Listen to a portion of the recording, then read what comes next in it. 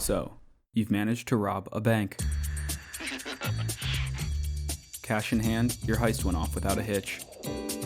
That is, until you exit and cross the invisible perimeter surrounding the bank. See, that's when the money you've stolen combusts into extreme heat, followed by the inescapable plume of noxious red smoke. The carrots are cooked. Die packs, an anti-theft money phenomenon so exciting they've crossed into cinema. But hidden within the banknotes lies a rich history of the trials, the truths, and a single red solution.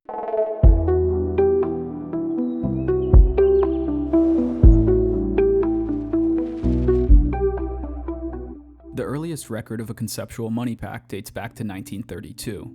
Inventor Charles Howitt files his patent for a liquid projecting device.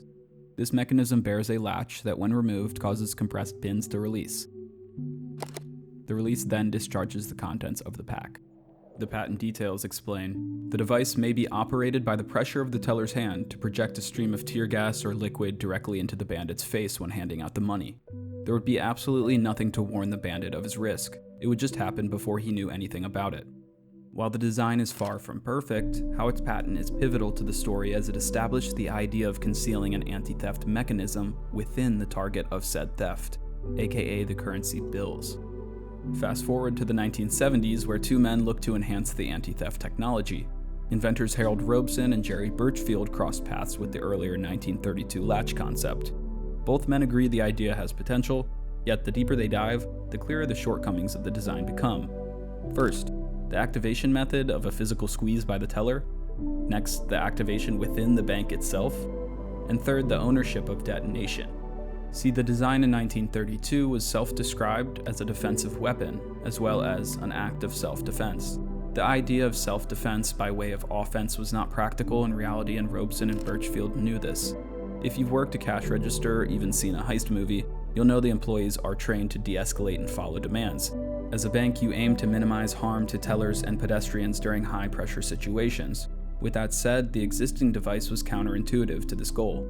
If the device is manually detonated in the bank, the odds of a disgruntled thief shooting everyone in sight becomes pretty high.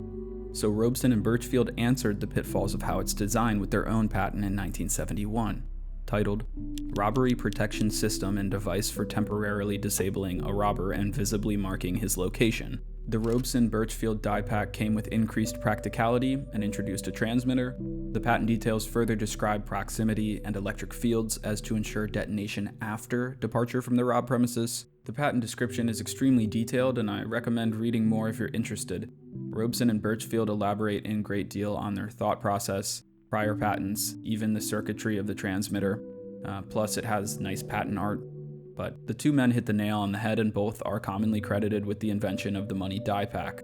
Many iterations would build on the 1971 patent, one notable being this patent from 1996, which is pretty much the standard and similar to most mass-produced die packs today. And so the engineers had optimized a hidden money mechanism, which led the ball to be placed in the chemist's court. I mean, what good is a booby-trapped projectile without an equally impressive punishment? After much R&D, a truly awful and unkind combination would surface. The synthetic dye is formally known as 1-methylaminoanthraquinone, or dispersed red 9, and dates back to the 1920s. The compound exhibits a very dark red or violet pigment and is insoluble in water.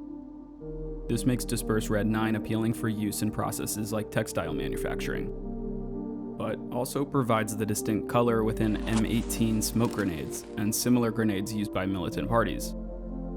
All in all, the compound is extremely effective at being red.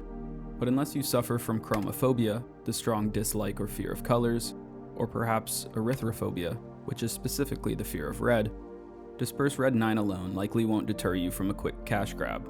However, these conditions are very rare, and that is why modern die packs don't just contain dispersed red 9. Instead, they combine the dye with military-grade tear gas. Most commonly, CN or CS gas is used to supplement the dye and guarantee more pain. If your die pack detonates, you can expect onset respiratory and eye irritation, followed by a burning throat and an uncontrollable coughing. If the pack happens to be on your person, well, your skin may literally melt. This is because the chemical reaction initiated by a dye pack's combustion can produce temperatures up to 200 degrees Celsius. The chemical gas reacts with the dispersed red-9 and other oxidants, igniting after detonation and producing a glowing ultra-red flame. The reaction is actually beneficial for dye pack manufacturers as it introduces an additional theft deterrent. If your money is now red, your throat collapsing, eyes streaming, and body burned to the 3rd degree, well, you may just ditch the cash entirely. At least, that's the goal of dye packs. Explode, mark the money, hopefully mark a thief, and hopefully facilitate the return of the red dough. This plan seems foolproof when watching the movie Good Time. But how effective are dye packs really? Crime scene images and posts on Reddit would suggest the chemical irritant can be sniffed out and avoided. A 1987 survey on the relative effectiveness of chemical irritants in financial institutions reported 71% of the money stolen was recovered. Over 80% of the banks indicated the packs were directly or primarily the cause of the robbers' apprehension.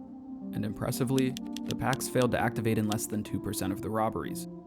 The 37 different banks reported that the packs were useful to police during follow-up investigation, and none of the banks had claims of injury or damage resulting from the 171 robberies in which the packs were used. These numbers back the idea that Howitt, Birchfield, and Robeson accomplished what they had all set out to do. The men successfully invented a clever and effective new anti-theft technology. Many banks today provide training that includes teaching employees how to use dye packs. Certain institutions will actually perform monthly pack testing for regulation and compliance reasons. Over the last 50 years, dye packs have become an integral part of brick-and-mortar banking. One could say that dye packs have made an indelible mark on banking. Indelible being the adjective that most accurately describes dye used in money packs, making marks not able to be forgotten or removed. With synonyms like permanent, ingrained, and enduring, indelible reflects the dye pack legacy within popular culture today.